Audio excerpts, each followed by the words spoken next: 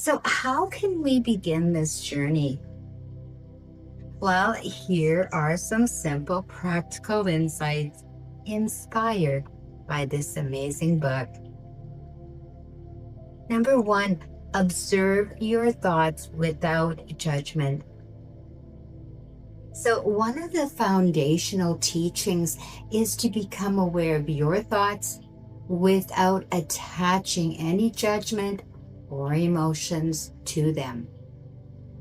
So instead of getting caught up in the mental chatter, practice simply noticing your thoughts as if you're watching clouds pass by.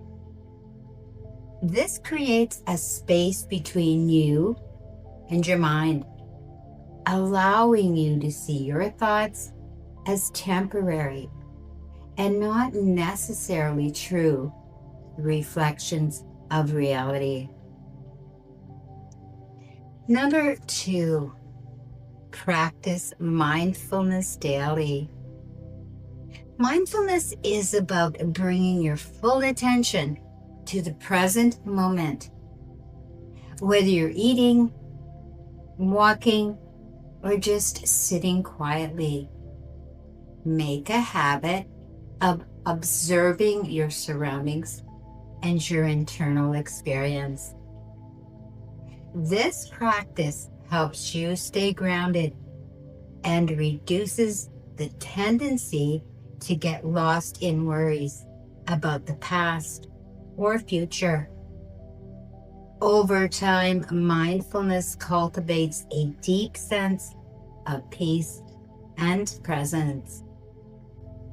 Number three, learn to release emotional baggage as it arises. Don't cling to pain or past hurts. Holding on to past hurts, regrets, or negative feelings creates mental and emotional clutter.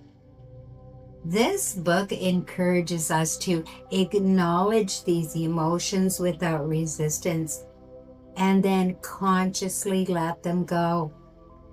This process of release allows emotional energy to flow freely, preventing stagnation and promoting healing. So the more you practice, the easier it becomes to let go of what no longer serves you. Number four, recognizing that you are not your thoughts. A vital insight is understanding that you are the consciousness observing your thoughts, not the thoughts themselves. This awareness provides a sense of detachment from mental patterns and ego-driven stories.